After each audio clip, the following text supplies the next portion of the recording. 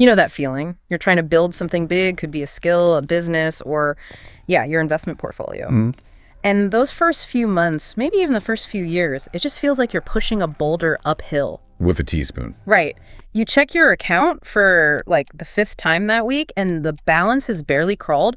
You start thinking, is this process actually broken? Or is this massive effort I'm putting in all for nothing? Yes. That slow crawl, that feeling of what you could call compound interest fatigue, that is the precise reason why most people quit.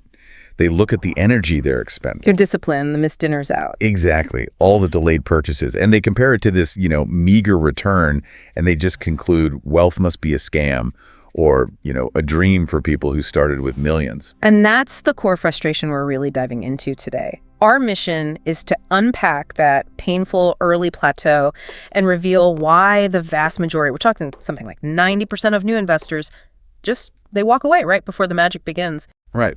And we need to set aside the simple math for a second and really focus on the psychology of it.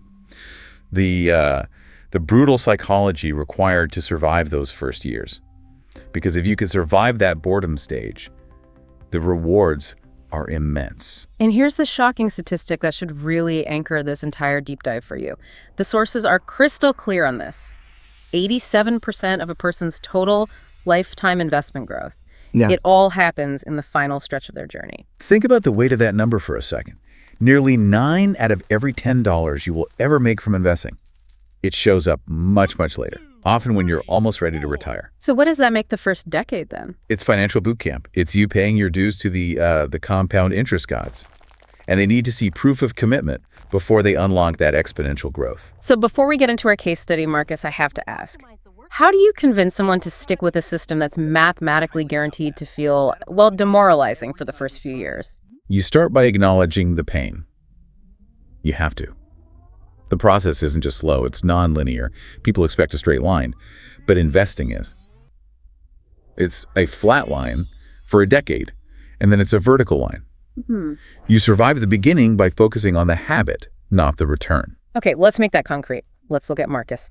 He represents that, that incredibly relatable learner. He's got a solid job at a mid-sized accounting firm, pulling in about $50,000 a year. Right, before the government takes its slice. Yeah. And his financial baseline is, it's everything here. After deductions, he's probably seeing, around $3,000 hitting his account each month? So he's comfortable, but he's not wealthy.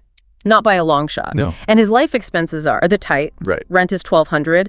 And then other essentials, groceries, student loans, phone bill, that eats up another $1,500. So at the end of the month, Marcus has maybe $200, $300 floating around for everything else. So his decision to start investing, as the sources point out, it's comically cautious. But that's a strength. It really is. He sets up an automatic investment of just $100 on the first of every month. He picked that number because, as he put it, he could lose it without having a panic attack. And that fear factor is so critical. He's thinking of it as experimental cash. So let's get into the emotional grind of it. What we're calling the boredom stage. Month 1. He checks his account, he's nervous, and he sees a balance of $103. He's up a whopping $3. Right. And that tiny profit is psychologically, it's actually damaging. Because it's so small. He spent mental energy, he rearranged his budget, and his reward is $3. I mean, he could have found more change cleaning out his winter coat. So then month 2 comes, he's got $200 invested now, and the market decides to fluctuate a bit. Yeah. His balance bounces between $195 and $215. And all the financial news is screaming about inflation or some geopolitical thing, and he starts thinking, oh man, I made the wrong call. I should just use that $200 for a weekend trip. This is where that, what is it called? Immediacy bias kicks in? Yes, that's a critical term. Rationally, Marcus knows $200 wasn't going to change his life overnight. But emotionally, he's valuing that immediate small reward, the weekend trip, right, way more than the abstract, delayed, huge reward of future wealth.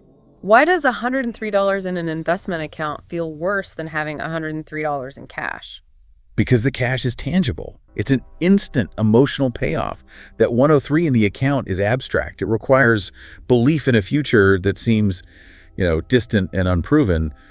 The reward center in your brain just doesn't fire for a 3% return on $100. So people cancel their auto investments. They think the system's broken. When it's operating perfectly, it's like quitting a marathon at mile 1 because you can't see the finish line yet. The numbers are working, but the psychological noise is just, it's deafening.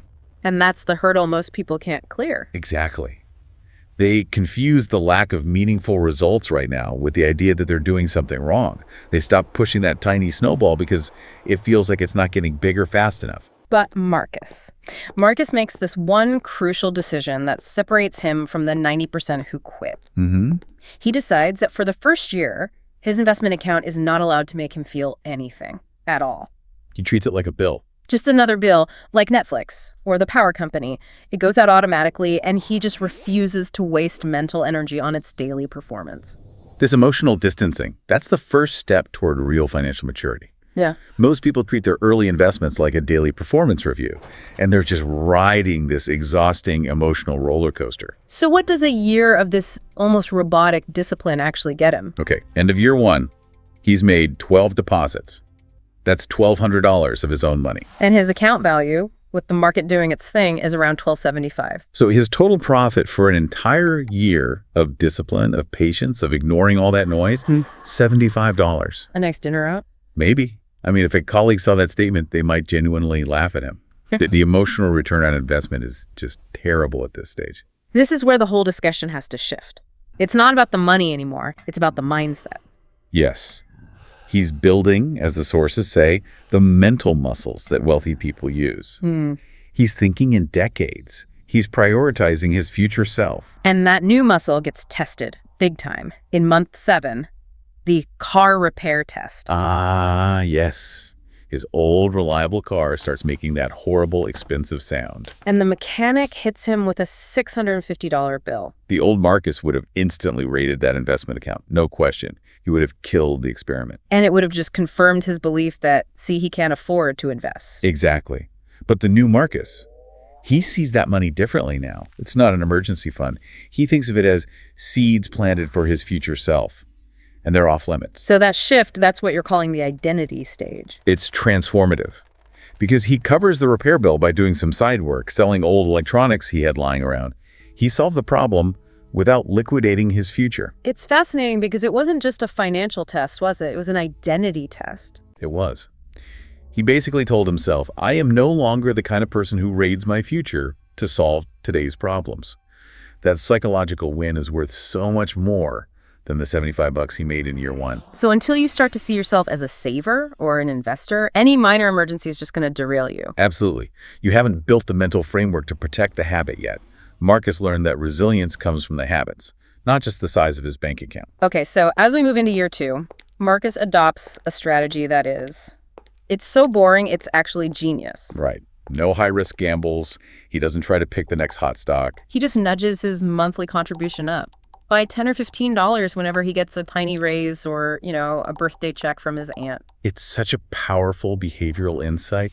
His $100 creeps up to $125 a month. It doesn't even feel like a sacrifice. It's just the new baseline. So by the end of year 2, he's put in about $2,700 of his own money. His account is showing around $3,050. The growth is still modest, Yeah, a little over $300 in profit. But now we're in the separation stage. What do you mean by that? The gap between what he put in and what the account shows is finally growing enough to be noticeable.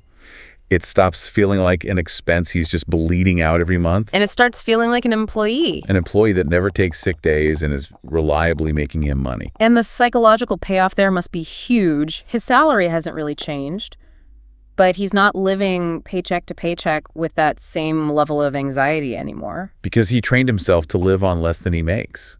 He notices he hasn't even checked his bank balance in weeks because he just knows there's money there. He built a mental buffer. So that's the quiet magic of consistency. It is. Now, let's fast forward to year 5. Marcus is 32.